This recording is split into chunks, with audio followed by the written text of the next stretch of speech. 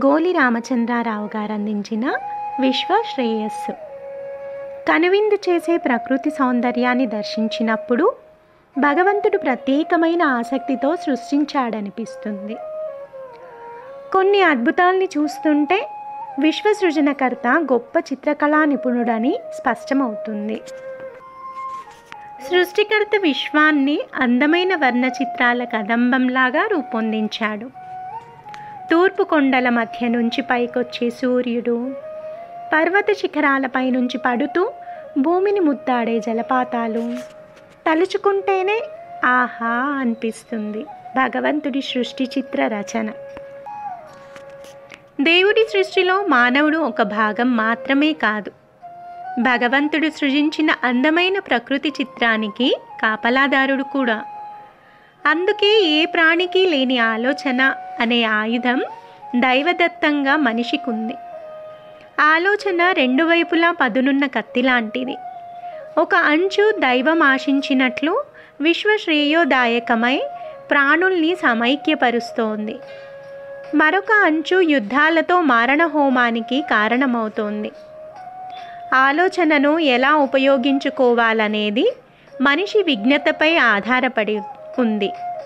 అయితే విశ్వక్షేమం కోసం కట్టుబడాల్సిన మనిషి ఆలోచన సహజ సంపదల వాడుక విషయంలో దారి తప్పుతోంది. భవిష్యత్ తరాలను దృష్టిలో ఉంచుకొని సహజ వనరులను జాగ్రత్తగా వాడటానికి బదులు అత్యాశాపరుడై దోచుకుంటున్నాడు. విశ్వశ్రేయస్సుకు ఈ ధోరణి గొడ్డలి పెట్టులాంటిది. భవిష్యత్తు పట్ల సరైన దృక్పథం కలిగిన వాళ్ళు మంచి పనులు చేస్తారు. విశ్వ సంక్షేమం కోసం వారు స్వప్రయోజనాల్ని సైతం త్యాగం చేస్తారు. ఈ ప్రపంచంలో ప్రతి ప్రాణికి సహచర ప్రాణులతో ఏదో ఒక రూపంలో అవసరం ఉంటుంది. అందుకని పరస్పరం సహకరించుకునే తత్వాన్ని మనం అలవర్చుకోవాలి. విశ్వక్షేమాన్ని అభివృద్ధి చేసే ఈ సద్గుణం మనుషుల్లోనే కాక ప్రాణులన్నిటి మధ్య స్వభావసిద్ధంగానే ఏర్పడింది. మనం చెట్లకు నీరు పోస్తాం, అవి ఫలాలనిస్తాయి. గోవులకు మేత వేస్తే క్షీరధారలతో అవి మనల్ని సంతృప్తిపరుస్తాయి. శ్రీరామ సుగ్రీవుల మైత్రి ఇద్దరి కష్టాల్ని తీర్చింది. రావణవధ లోక కళ్యాణ కారణమైంది. వర్తమానంలోనూ వ్యక్తుల మధ్య, దేశాల మధ్య పరస్పర సహకారం తప్పనిసరి. లేనట్లయితే వైరుధ్యాలు పెద్దవై విశ్వ సంక్షేమ దృక్పథం లోపిస్తుంది. అందరూ మనవారే అనే విశాల దృక్పథం మానవుల్లో కర్కశతత్వాన్ని కరిగిస్తుంది. మానవ సంబంధాల్ని సజీవంగా ఉంచడమే కాక మరింత సుస్థిరం చేస్తుంది.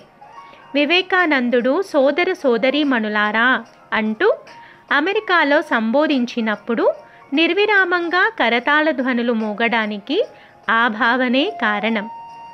స్వార్థ చింతన, సంకుచిత మనస్తత్వం, వైషమ్యాలను వీడి అంతరంగాన్ని భగవన్ నిలయంగా మార్చుకోవాలి.